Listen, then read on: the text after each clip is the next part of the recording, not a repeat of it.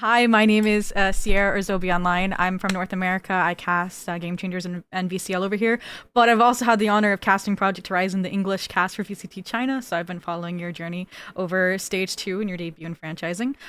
First off, just big congratulations on the win and happy belated birthday at that. Just how does it feel to take down the China Slayers and beat Sentinels? You kind of touched on it before.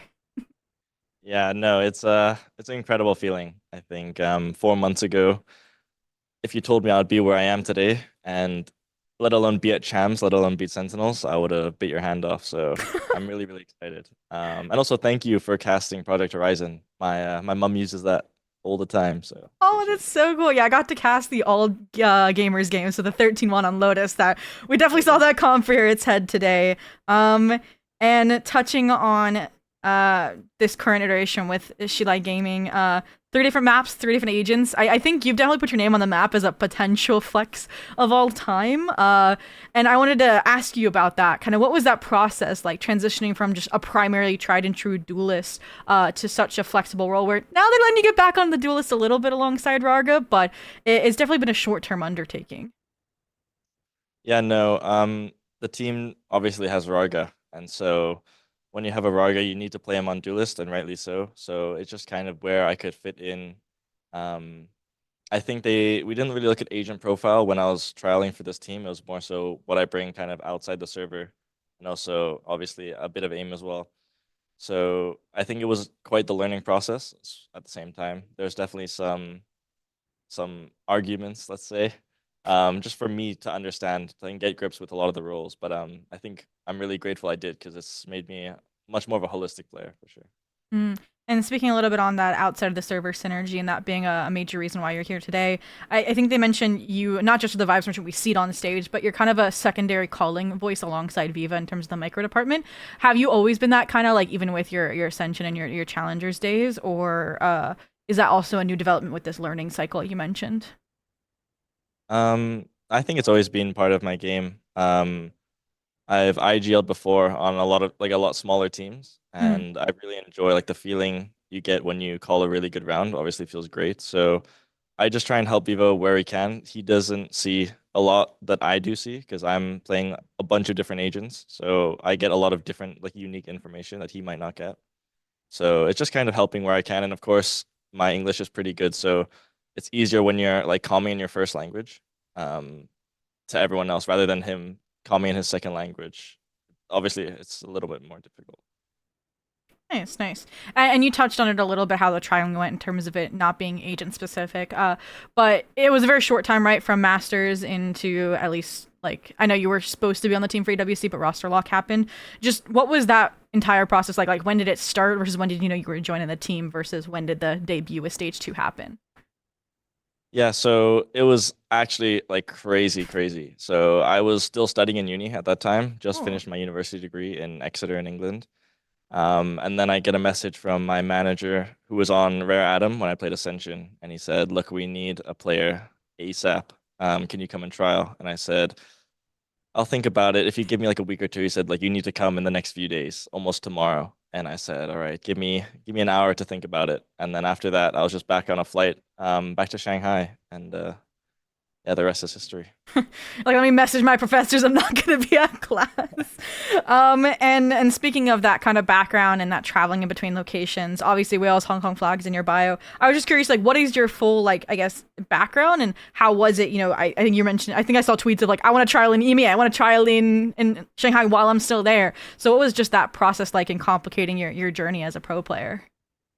Yeah, born and raised in Hong Kong, so had that full experience. And then I think I was just thinking a bit more holistically, trying to think about my future career, not just in esports, but in general. So I wanted to focus on getting a degree.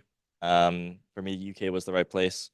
But of course, the itch of Valorant always catches you. So I just kind of followed whatever opportunities I got, and I'm really grateful I did.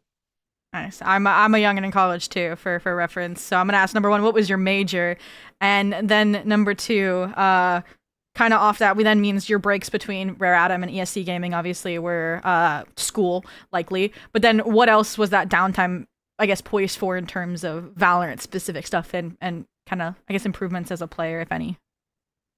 Yeah, I studied marketing, business and marketing. So really happy when I did that in the end. In terms of outside, I fell in love with volleyball when I was in university. So I was genuinely spending maybe 4 or 5 days out of the week just attending trainings and getting really good at that. And alongside that, there's always room for gaming. So gaming that, and then a little bit of focus on my degree. Um, and then yeah, that's kind of like the trio. So shout out to Exeter Volleyball Club. Miss you guys. You didn't go back to soccer? I saw the Manchester United tweet that you Yeah, reposted. yeah, I'm a big football fan, so soccer was kind of my upbringing in Hong Kong. Mm. And they kind of had your camera at halftime where they interviewed your girlfriend as well. I guess I don't know where she is from or where she lives, but how was it having her at a game then with all this traveling? I don't know if she was ever able to attend the matches in VCT China or not, but just what did that add to, I guess, the nerves and having that comfort? I truly think my performance in the first game, I think I played like relatively okay and not nervous, was because of her and having her here. We both met in university, so she hasn't been able to travel all the way to China to come watch our game, so this was kind of like her first experience as well. Aw. Um, and I'm really grateful she's here. It just helps me realize like this is just a video game, you know. At the end of the day, it's just pixels on a screen, so don't stress about it. Just have fun.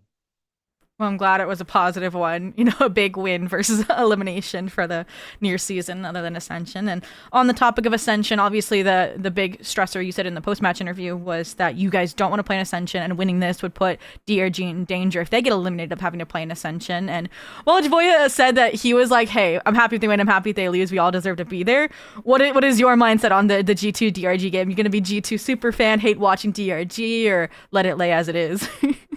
I'm gonna be the biggest G2 super fan in the world. Not like for me, I would kind of root for them more if they had their full roster because like that's the roster that truly like I feel I really like because I like Bukashi as a guy. He seems really chill and I just really feel bad for them because I know I'm talking to my teammates. I know what it's like going to an international event without your full roster, and it's Mm. heartbreaking.